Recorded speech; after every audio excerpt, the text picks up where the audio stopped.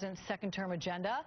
Joining me now is Karen Finney, who has her very own show starting next week right here on MSNBC. Also, Tony Fratto, former White House Deputy President, Managing Director for Hamilton Place Strategies. So with a welcome to the both of you. I'll let you just sit for a second, Karen, because we're going to be hearing a lot from you all the time. Anyway, just kidding. Tony, I'll start with you here for whatever reason. In President Obama's weekly address, it was all about the economy and pushing Congress to get back on track. So let's listen. Congress needs to step up and do its part. Members of Congress will be coming back next week for an important month of work. We've got to keep this progress going until middle-class families start regaining that sense of security. And we can't let partisan politics get in the way. So if you're the president, Tony, is this a good strategy, touting some genuine and positive economic news?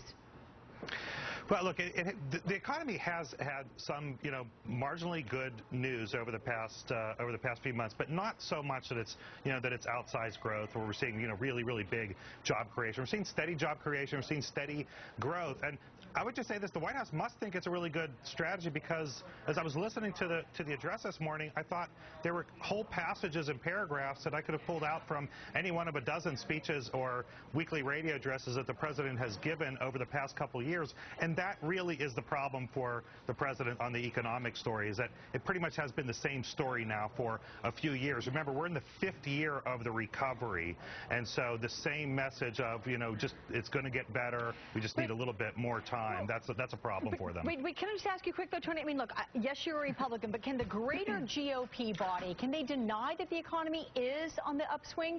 No, look, but if you do, if you try to focus too much on the controversies, as we've talked about the last couple of weekends, that could hurt Republicans, right?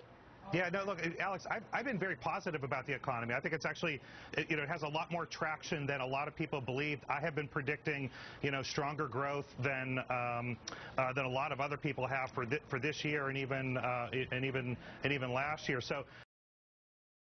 But we can't oversell it either, right? I mean, if you look at the data, it is steady, but it's still relatively low. You have some people out there sort of changing the context a little bit, where, you have some people saying, look, we have a great chance of getting to 7% unemployment, and that will be terrific. And I try to you have to remind people that 7% unemployment is a recessionary level, right? I mean, it's getting back to a level that was, not a great level when we went into the recession. But I just want to add something into why I think the president was talking about the economy. I mean, a couple things. Number one, we also saw that CBO report this week, which showed that a majority of tax breaks actually benefit sort of the top 20% of wage earners, meaning that middle and low income people are not getting the kind of benefits that people at the top are. We also saw in that CBO report that only about a third of the money that's donated to charities actually goes to helping people. And that, I think, undercuts two of the key Republican arguments. Number one, that charities will take up the slack, for government. We know that doesn't really happen. That's not really true. And I think the other piece, it reaffirms the president's argument about not only, frankly, about why we need to pass the Jobs Act and really make some investments in creating jobs, but also this idea that we shouldn't take anything away from people at the top to try to create a fair system. So I just want to balance this out. I mean, I think we all can agree that the economy is getting better, not at the same rate that we would want. I think the president's been really honest about that. But I think there's some additional data here that sort of point to the arguments that supporting the arguments the president has made and sort of undercutting this argument that we need more austerity. But Karen, you know what? The economy is getting better, and so I'm very curious about this Quinnipiac poll that came out this week. And here are the numbers, and they weren't necessarily good for the president, because his approval rating is down 3 points from the beginning of the month. Then you look at the disapproval rating, that is up 4 points. So is the strengthening economy the message that's not getting through, and all the swirling controversy, is that the message that's getting through? I think that may well be, because also in that same poll, I think it was 73% of Americans want everybody to get back to talking about and dealing with jobs and the economy. They don't they don't want to be talking about these various quote-unquote scandals, if you will, despite how they feel about the various scandals. So I think that was the other piece of the president's strategy. I think that's part of what he was trying to do this week, is really refocus on a message about the economy and jobs and the need to spend more time focused on that, because that's what Americans want. Tony, I'm curious, though, I want to ask quickly about Attorney General Eric Holder. How much do you think political hay Republicans can make of this controversy without it looking like political mudslinging? I mean, the latest polls are showing that Americans prefer working on the economy and not launching into investigations. Look, Americans never want to see, Congress spending time on investigations, but they have that responsibility and obligation to do.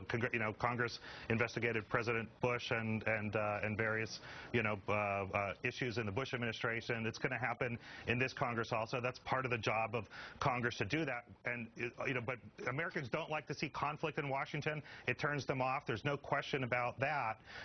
But it is going to get done. And in the case of Attorney General Holder, he continues to, step on things that create controversy for himself. And we saw it just this past week with, the off-the-record meeting to talk about, the problems with, looking at reporters' email records, right? Not understanding the irony in that I think a lot of people in the news media saw, but they have to be dealt with.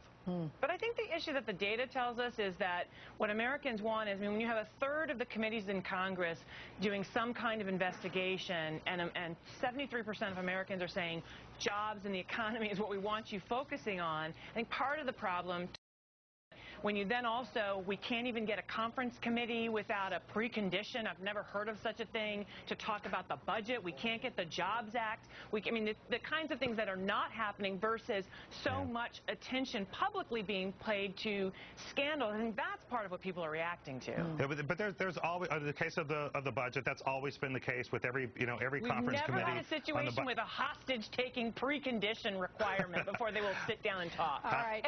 I disagree. All right, well, listen, Karen, I'm really hoping you don't have Nick ever in your ear saying, gotta go, gotta wrap, in your ear as you're talking on your show, which starts next weekend. I'll see you for Office Politics for our interview this